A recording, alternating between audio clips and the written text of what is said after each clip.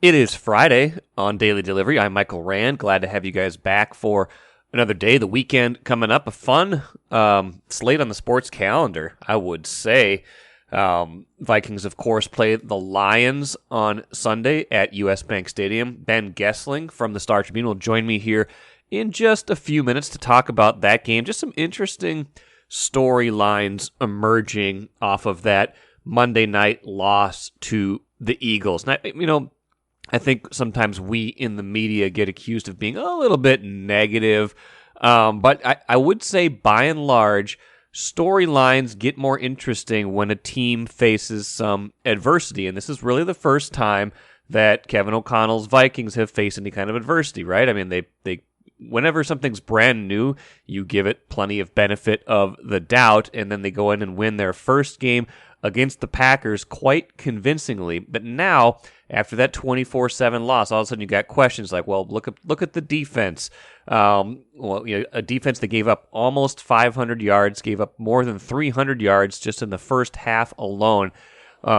What's going on there? Is that just a one-game blip because Jalen Hurts was that good in that game? It's just hard to stop an offense like that? Or is there something more to it where the scheme that Ed Donatell is running this year doesn't really match the modern NFL or doesn't match the personnel? Way too early to know, but these are storylines that emerge, and then you want more information, and we start to get more information against a Lions team that doesn't look to be quite the pushover it's been in the past, and certainly has some playmakers on offense averaging 35 points a game. So that piece of it makes it interesting, as does their ability to come back from a loss, test the character, test the culture that Kevin O'Connell is trying to build. So a lot to watch for on Sunday, and Ben Goessling and I will get into that here, like I said, in just a few minutes. Also got to breeze through the Twins really quick, lost again. And an interesting storyline emerging out of Dallas that kind of caught my eye and makes me laugh a little bit, especially considering where we were last year with Cooper Rush. First, though, what did I miss? I find this interesting, and I think I might write about this a little bit more today. Does it make you nervous? Is this just your Minnesota sports reflexes taking over? Does it make you nervous at all that the Gophers, deserved probably or not, are 3-point road favorites on Saturday at Michigan State, which, a Michigan State team that's no longer in the top 25, but was number 11 in the country before losing to Washington last week. Does that make you nervous? Did the Gophers earn that right to be thought of as a field goal better on the road? That's the part that surprises me. On the road, if this game is at Huntington Bank Stadium, the 3 points would not surprise me at all, because traditionally, and again, this is just traditionally, and I think some of the gap has narrowed. There's been studies done on this. Some of the gap has been narrowed on home versus away advantage as travel has gotten better, as we've learned more about athletes' bodies, recovery, stuff like that. But traditionally, in football, the home team is given an edge of about a field goal, right? The home field advantage is worth about 3 points in that scenario. So this really means that on a neutral field, odds makers are saying the Gophers are, better than about a touchdown better than Michigan State. And interesting too, this game opened up as Gophers favored by only 1.5 points. So a lot of action coming in on the Gophers right now. And obviously they have been quite good this year. They've obviously, against three teams that are not the cream of the college football crop, but you can only play who's on your schedule, and they have looked very good, as we've talked about many times, against New Mexico State, against Western Illinois, and then against Colorado last week. They're number 2 in the entire college football in total offense and total defense. Those things get your attention.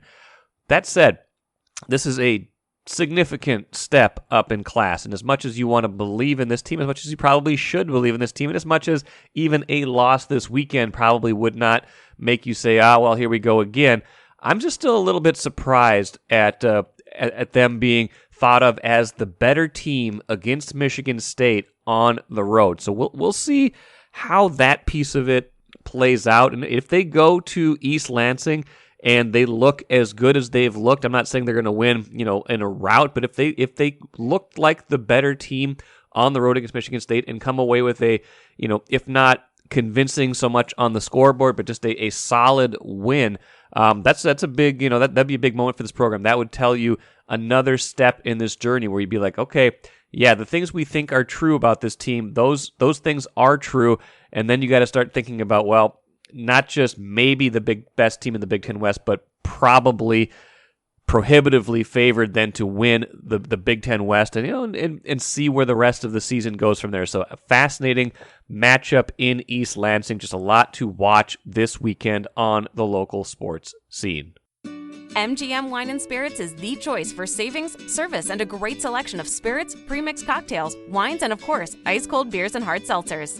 With over 30 locations throughout the Twin Cities and beyond, there's an MGM near you. Head to mgmwineandspirits.com to find a convenient location in your area. Get social. Follow MGM on Facebook and Instagram for all the latest news and trends. Make great moments with MGM Wine and Spirits, your locally owned and operated choice for over 50 years. Save time, save money. Shop MGM. All right, Vikings beat writer Ben Goessling joins me right now, as he does most Fridays during the NFL season. And Ben, I think there's two kind of interesting, I don't even want to call them subplots this week. They're just interesting things. One of them, both of them, I'm sure you're writing about, and we've talked about a little bit already on Access Vikings. The first one being just kind of, we heard from Ed Donatel today, Vikings defense coordinator, heard from Thursday, I should say, heard from him and the other coordinators, and we're kind of getting a little bit more clarity on, Philadelphia racked up 300 yards in the first half, 24 points on Monday Night Football. Got a little bit better in the second half. They didn't score, but they still got close to 500 yards of total offense, 7 yards per play. And from listening to Ed Donatel, from listening to other people talk, from watching the game, what do we think what's the common thread there in terms of things they can clean up, things they can do better, things that were going wrong on Monday night? Well, I think some of it is when you're playing as much zone as you are, it is incumbent upon players to be able to know where everybody's supposed to be, know where assignments are, know where to pass things off. And that was no more apparent on Monday night than on the 53-yard touchdown that Hurts hit to Quez Watkins in the first half. Donatel kind of stood behind the scheme today, as you're going to expect from a coach that's coached this scheme for this long, and obviously it's been successful in enough places to think that it can work. He talked a lot about it's all fixable. I chose my words carefully there so as not to trigger anybody. I didn't say not easily correctable. Yes, I purposely stayed away from that phrase, but he said everything is something we can fix. He just kind of talked about some of the mistakes that can happen. He said it can take time for players to get this right. And the interesting thing he kind of talked about was the 53-yarder that we just mentioned. He put that more on Cameron Dantzler than on Cam Bynum. And broadcast kind of put it on Bynum. And even O'Connell said they got our safety in a quarters look. But Donatel kind of said that Dantzler on the touchdown misread what was in front of him. And if you remember the play, obviously everybody kind of breaks on it's called a sail route, the out route that Dallas Goedert runs there, that Dantzler went with and Bynum went with. And Bynum, I think, was expecting Dantzler to carry that route down the field based on their coverage rules of who's supposed to take what. And the Eagles were in kind of a bunch set, which can make things a little bit confusing. And it looked like, from that perspective, that Dantzler was supposed to carry it down the field. That's kind of what Ed Donatel said this morning. He said, you misread what's in front of him and the correction has been made.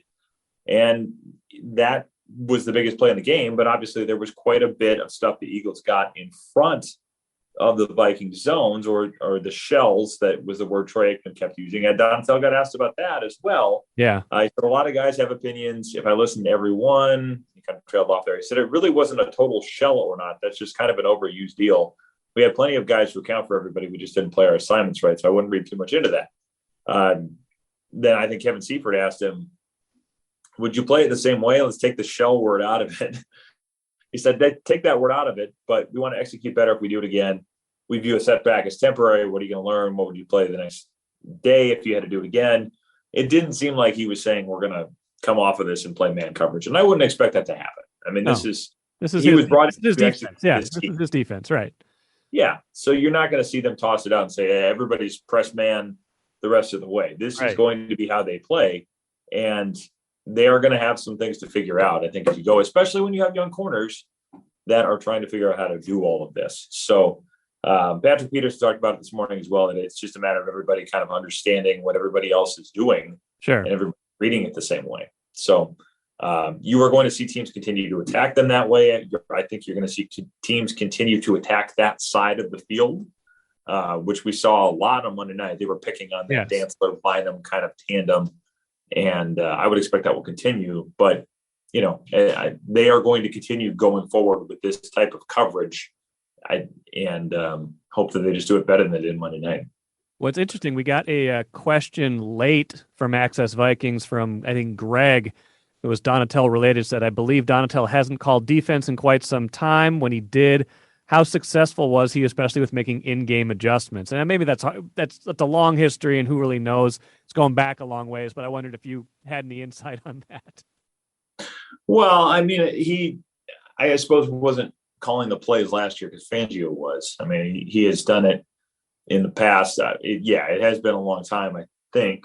And I'm trying to remember. He certainly did it in Green Bay. I think he did it maybe in Atlanta in that early part of the 2000s as well. So that's probably what he's referring to. I didn't see a ton of changes. I mean, Patrick Peters said we made some adjustments, just not the right ones. You didn't see a ton of different results, I guess, throughout the game. The coverages looked pretty similar. Obviously, they didn't score any points in the second half. How much of that is on the coverage? I guess you know it's hard to know for any amount of certainty if the coverage adjustments made it so that the Eagles didn't score in the second half, or if it was just situational stuff and the Eagles missed their opportunities. They still were certainly playing those same coverages. It seemed like Patrick Peterson was a little bit closer to the line of scrimmage, and maybe that's an adjustment he kind of made on his own throughout the second half. But yeah, I mean, I think it's going to take a little while before we have a decent sense of how much they're willing to change and how much that, I mean, we toss that around so much in terms of, well, they didn't make adjustments. I mean, it's such an easy thing to say, but I'm not really sure how often anybody who says that is being specific of what that usually means. Well, they got thrown on or run on in the first half and it continued to happen. Sometimes it can happen because you're just not as good as the other team, or you're just not in positions to execute as well. The adjustments thing gets tossed around a lot. And I agree. I would be curious. I would challenge people that use that, at least the people that we kind of talk to, or, you hear it from, please accompany that with a 30-second definition of what you mean when you say it, or what specific adjustments you wanted to see that you did not. Well, it is a catch-all, right? Like if a team's performing, if a team was down at halftime and then they played better, it's always, well, what did you do? What adjustments did you make? And sometimes it's just you played better. Sometimes you didn't. You kept doing the same thing and it worked better. So that's absolutely fair. Or the regression to the mean happened. Yes, exactly. And there's some of that too. But coaches do like to sound smart sometimes and say, well, we did this and that totally changed the game around, or sometimes it goes the other way too. Yeah, if you make an adjustment that works and you can take some credit for it, their coaches do maybe set some of that economy up. By kind of saying, we adjust things. It's because of that we won. Speaking of coaches, the other kind of storyline going into Week 3 is now the Vikings are coming off a loss, right? They won the first week 23-7. They lost, 24-7. And so, you kind of have two kind of mirror image games, and now they're 1-1. But a lot of what you're thinking about this week, a lot of us thinking about is like, how do they then come back from this? Or what kind of resilience will this year's team have? And Adam Thielen talked about that on Thursday and was pretty candid about kind of where they are right now in that process. What did Thielen say, and what did you take away from what Thielen said? Yeah, I've been kind of asking about this week because Kevin O'Connell talked about this is kind of where the culture stuff gets put to the test. When we lose a game, it's not as happy in the building as everybody has talked about it being. And certainly in the more derisive approach to the way they're doing things, if people are kind of taking shots at it, it's this perception that everybody's just palling around with everybody all the time. And O'Connell said, no, this is really where it becomes, does this work or not? And I asked Adam Thielen about it today, and he said, he kind of harkened back to something he said in the spring. He said, I told you guys in the spring that we are better set up for adversity, to handle adversity, than at any point in the time that I've been here. And so I followed up and said, well, that's interesting. And I kind of said, refresh my memory on what made you feel like that is the case, either from when you first said it or when you're saying it now. And he said, when you walk in this building, there's nobody hanging their heads. There was nobody MFing. It was everybody ready to talk about the game to figure out what we can do better. And then talked about what can we do as an offense, defense to help the team win. And then he said, then turn the script, flip the page, and move on. So the line about nobody hanging their heads, nobody MFing anybody, was pretty interesting. And I think it doesn't take a genius to figure out what he's contrasting that with. But I think he feels like he talked about there being a positive environment in the building, and it's, we can sit here and roll our eyes at that, I suppose. And if they don't play well on Sunday, then it doesn't really matter that much. But it is, I think, worth remembering that these are still people that if you come to work feeling better about what you do and the people you do it with, there is a natural inclination to say, I want to perform better because I like working here, I like being here, and I want to stay here. So how much that translates into victories is almost impossible to quantify. But they certainly, this is the approach of the 2022 Vikings, that this stuff does matter. So this is, as O'Connell was willing to admit, these are the moments where you find out if that's true or if your approach to it works. That's good. That's all well and good. A couple kind of football things before we let you go. One of them being, speaking of Thielen, I was just kind of poking around at his numbers the other day. It's been a slow start to the year for him, and some of that's just circumstance. Jefferson had the huge game in week 1. Nobody really had much going in week 2 against Philadelphia. Maybe he comes out and gets 7 catches, 123 yards, 2 touchdowns against the Lions, and then we're all just like, okay, everything's well with Adam Thielen again. But this is maybe a bigger question about Thielen and just their kind of secondary playmakers. We haven't seen much from Dalvin Cook yet. We haven't seen much from Irv Smith drop that long pass. We saw the huge game from Jefferson in week 1, but at what point, again, it's 2 weeks, so not right now, but at what point do you start to wonder, okay, what's the pecking order, and who really are who are their true playmakers, and how close to his peak right now is Adam Thielen? Yeah, it's an interesting question, because I think, certainly Monday night when I think they had 21 plays in the first half, it's a little hard to kind of get anybody the ball enough to feel like they're really getting going, especially a guy like, you can cut that both ways. Dalvin Cook isn't going to get the ball as much when you are having short drives, and Adam Thielen's not going to get the ball as much when you're in 3rd and long and you've got really one play to try to make something happen. Otherwise, you're getting off the field. Thielen talked about it today and kind of said there are some plays where people might look at all 22 and say he was open on that play, Cousins missed him. He said, I might not even be part of the read. There might be a route that's designed to take coverage away from where the quarterback is looking, and maybe I was open, but it doesn't mean that I'm going to get the ball because I probably wasn't part of the progression, at least in the way that the quarterback was going to look at it. Obviously, he's an eligible receiver, so the quarterback can throw him the ball, but the play is not designed to go to the guy that you see that's open on TV, or the guy that you see on an all 22, or the guy that the broadcasters say, oh, he missed him. There's a lot of that stuff that it's hard to get an answer to it because we don't have the call sheet, and we're not going to have the call sheet for the most part. So, and there are certain things that float around on the internet of playbooks of years past, and you can kind of look at that and say, well, if this was really this play, you can have an educated guess as to where the progression was and how, what option was Thielen in that read or whatever. But Some of it, I think, has been that. I do wonder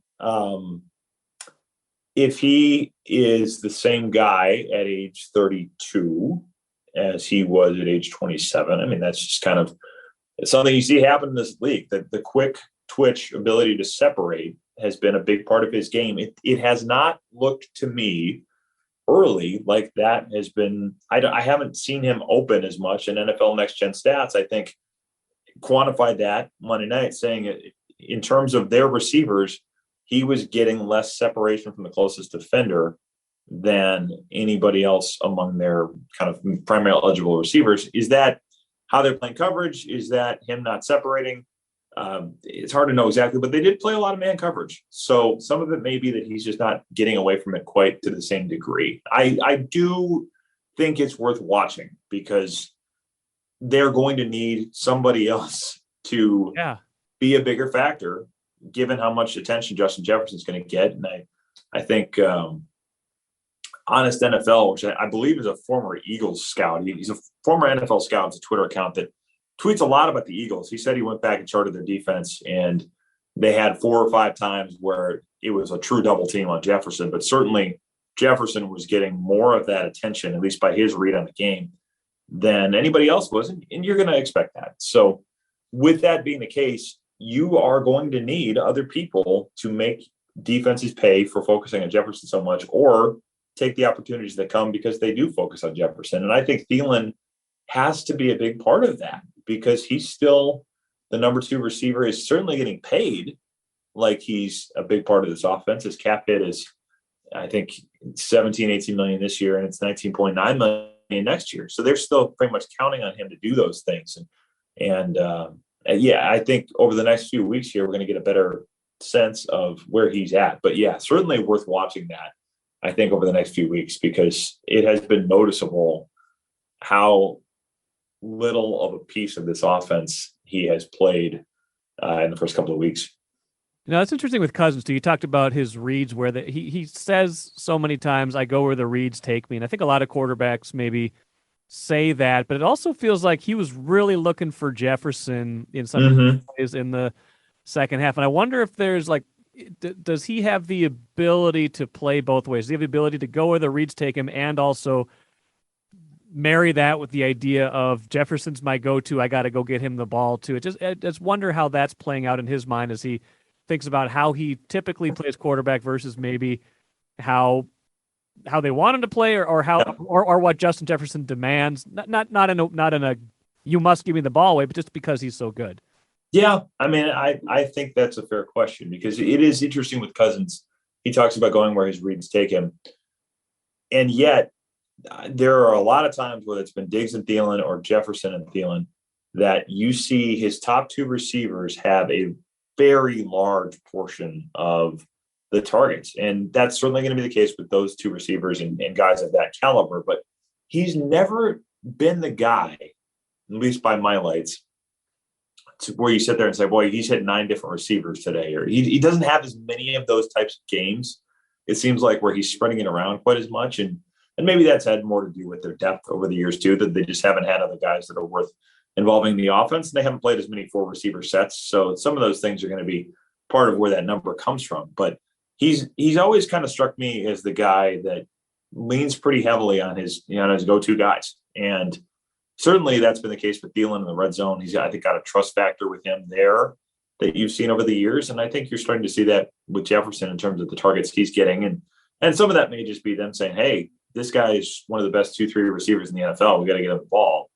And as we've seen, and as Cousins has said, the way his coaches want him to play the position is a big part of how he plays the position. He's not the guy, we've talked about it, but he's not the guy that's just going to say, this is the way I want to do it. I don't care what the coaches say. It is not that approach with him. He very much wants to play the position in the way that his coaches want him to do it. So if the reads are changing, and Wes Phillips has talked about kind of working more high to low in his reads than he maybe has in the past, if those things and the way the plays are being designed are going more towards Jefferson, that could be part of it, but it also could be, if there are times where Thielen is supposed to get the ball, that Cousins doesn't feel like it's there, and then he moves off of it. So it's one of those things that you're not probably going to be able to say, this is the one thing that's causing this, or this is the one thing that's keeping this from happening. But there's probably a combination of those things, and we'll have a better sense of that, I would expect, in the next few weeks. But yeah, again, I think Thielen being involved is going to be important for them going forward. At least, somebody has to get more involved to take some of the pressure off of Jefferson, and I think Thielen's the most obvious candidate to do it. Last thing, as we think about the Detroit game on Sunday, feels important in a lot of different ways, but it also feels like we're still in this information gathering mode with this team where we just still don't know a whole lot about them. They've showed us one really good game, one really bad game. As you think about that aspect, and maybe we've already even kind of cracked a couple of these codes so far of things we'd like to see. Is there anything else in particular you'd like to see in terms of learning more about this team on Sunday? I am curious to see how this secondary responds, especially if we'll see in a little bit towards the end of the week here, kind of where Harrison's miss stands. But if he is not able to go, how does that secondary look? Probably with, I think, Josh Metellus playing next to Cam Bynum. I mean, two young safeties.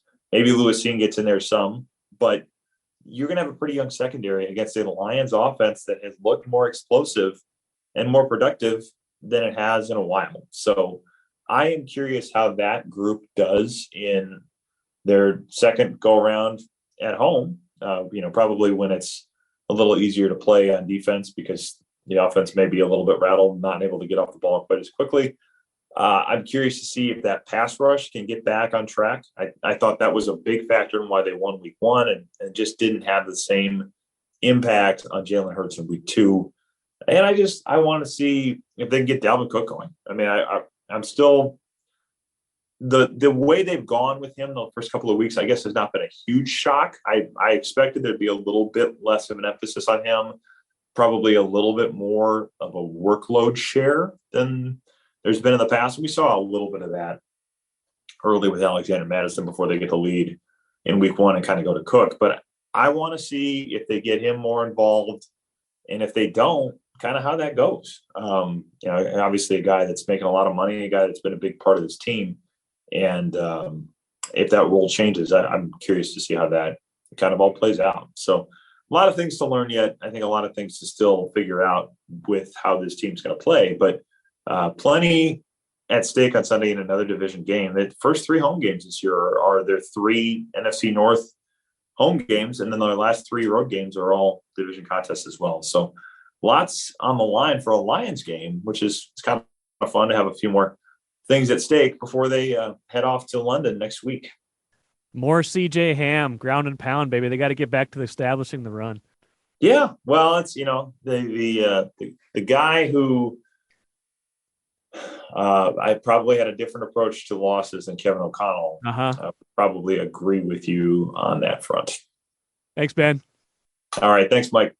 Good stuff from Ben Goessling, as always. One thing I really like about Ben, I like him just for a lot of different reasons, but one thing I like about him professionally is I feel like he and I think a lot of the same way in terms of stories, in terms of what's a story, in terms of what we're hearing, what we're seeing, how we're analyzing it. There's been multiple times where it'll be the Monday after a Vikings game, and in order to not have a duplication of effort, we always, we try to communicate, and if I'm going to write a blog post about the Vikings after a game, I'll text him and say, hey, here's what I'm thinking about writing.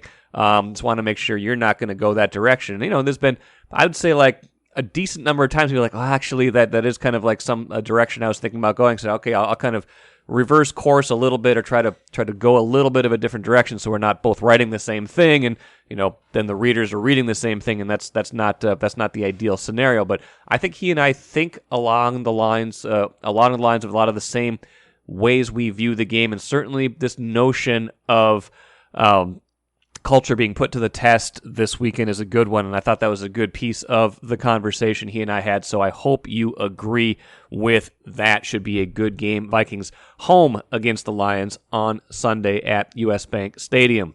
Couple more things here quick. I love this story out of Dallas where Jerry Jones is trying to I don't know how this emerged or who kind of goaded him into this idea, but Jerry Jones saying he would love it if the Cowboys had a quarterback controversy. Cooper Rush, the backup, has played reasonably well in helping the Cowboys go 2-0 as Dak Prescott is undergoing has the injured thumb and is missing a little bit of the start to this season. But now the media, I think he was asked on his radio show. Some place in the Dallas media asked him about when Prescott took over for Romo in 2016 and never gave the job back. They're trying to make this a thing, which is kind of funny because it was like the world was ending last year when the Vikings lost to the Cowboys when Cooper Rush played. And I think it's kind of funny. I think it's he said, this is Jerry Jones' quote, so do I think it's possible for Rush to come in here and play at a level to win games the way Prescott did when he took over for Romo? Yes, I do. I certainly think that's possible. Ezekiel Elliott asked about it, though. That Prescott needs to study Cooper Rush's tape. He smirked, apparently. He said, it's just really people on TV get clicks, get views. They're going to say the most outrageous stuff, and you're going to get the most attention. That's their job. Who knows if they really believe it? So I don't think inside the Dallas locker room they are buying the Cooper Rush might take Dak Prescott's job narrative, and I probably don't think you should either. Let's finish quickly with the cooler. That's where the Twins have been relegated lately, now that the season is, by all intents and purposes, over. They lose again to the Royals 4-1, swept by Kansas City 1-7 on the road trip, 73-77 on the season, 46-61 in the last 4 months. Which is the real version of the Twins? That is the most fascinating offseason question. Is it the team that started 27-16, had relatively good health, or is it the team that could not stay healthy but really started to fade even before the injuries mounted over these last 4 months? That is the question that Derek Falvey and Thad Levine must ask and, more importantly, must answer as they evaluate this team heading into the off season. That'll do it for me today. Back at it again Monday with Patrick Royce. We will have almost too much to talk about given everything going on right now, but we would not have it any other way. Have a great weekend. Back at it again on Monday.